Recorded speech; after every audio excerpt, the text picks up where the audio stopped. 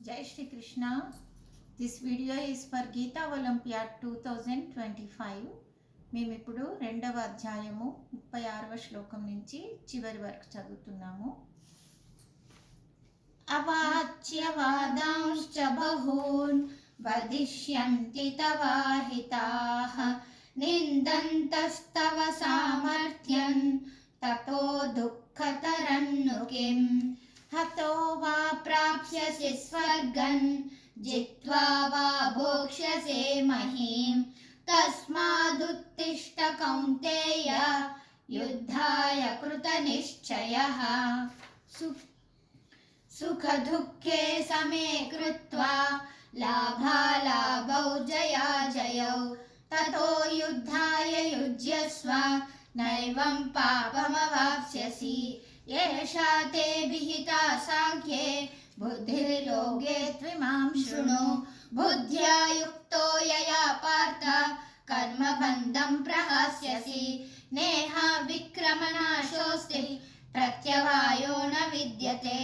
స్వల్పమప్యస్య ధర్మస్య త్రాయతే మహతో భయాత్ వ్యవసాయాత్మికా బుద్ధిర్ ఏకేహ కురు నందన బహుశాకాహ్యనందశ్చ బుద్ధయో వ్యవసాయినాం యామిమాం పుష్పితాం వాచం ప్రవదంత్య విపశ్చితః వేదవాదరతా పార్థ నాన్యదస్తితి వాదినః కామాత్మానః స్వర్గపరా జన్మ కర్మ ఫలప్రదాం క్రియా విశేష బహుళాన్ భోగైశ్వర్య గతిం ప్రతి భోగైశ్వర్య ప్రసక్తానాం తయా బహృత చేతసాం వ్యవసాయాత్మికా బుద్ధిస్ సమాదౌ న విధీయతే త్రైగుణ్య విషయా వేద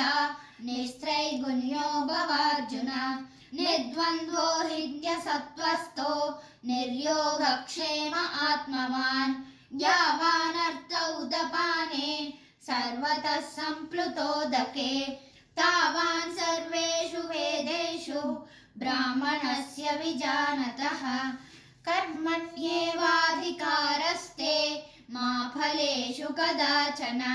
మా కర్మఫలహేతుర్భూర్ మా తే సంగోస్త్వ కర్మణి యోగస్తః కురు కర్మాణి సంగం త్యక్త్వా ధనంజయ సిద్ధ్య సిద్ధ్యో సమో భూత్వా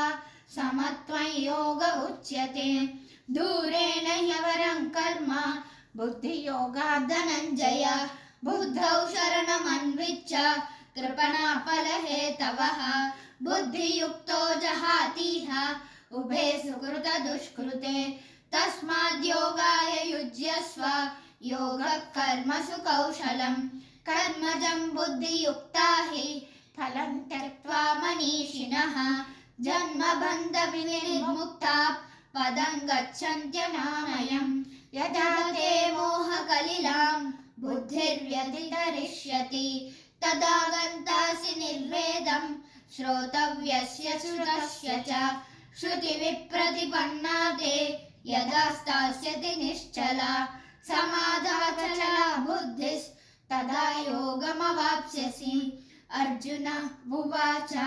స్థితప్రజ్ఞస్య కా భాషా సమధిస్తస్య కేశవ స్థితధిః కిం ప్రభాషేత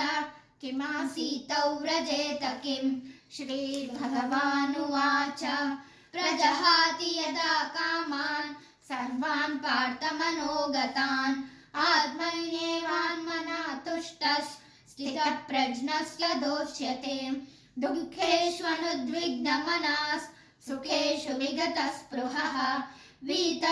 వీతరాగభయక్రోధస్ స్థితధీర్మునిరుచ్యతే యః సర్వత్రాణభిస్నేహస్ తత్తత్ప్రాప్య శుభాశుభం నాభినందతి న ద్వేష్టి తస్య ప్రజ్ఞా ప్రతిష్ఠితా యదా సంహరతే చాయం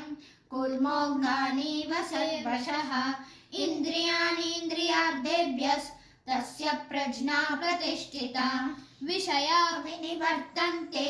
నిరాహారస్య దేహినః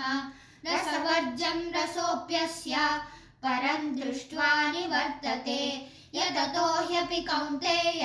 పురుషస్య విపశ్చితః ఇంద్రియాణి ప్రమాదీని హరంతి ప్రసవం మనః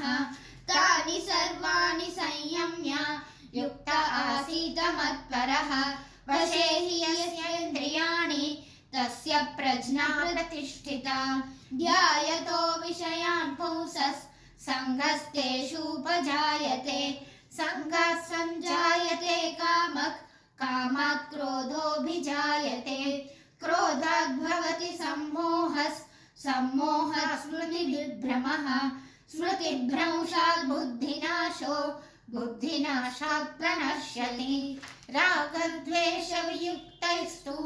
విషయానింద్రియైశ్చరన్ ఆత్మవశ్యైర్విధేయాత్మా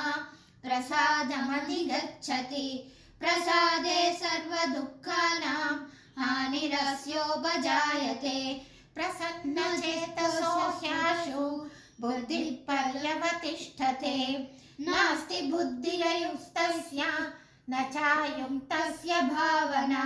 న చాభావయతః శాంతిర్ అశాంతస్య కుతః సుఖం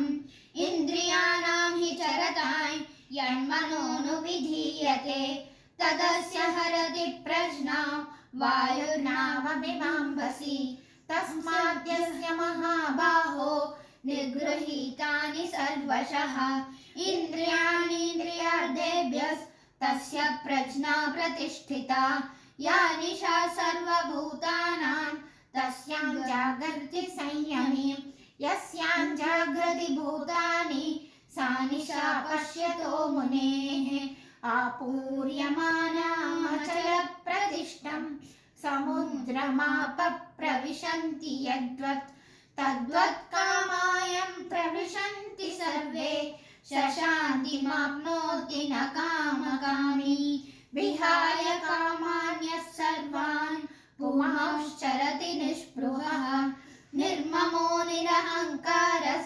శశాంతిమధిగచ్చతి ఏషా బ్రాహ్మీ స్థితిః పార్థ నైనాం ప్రాప్య విముహ్యతి స్థిత్వా స్య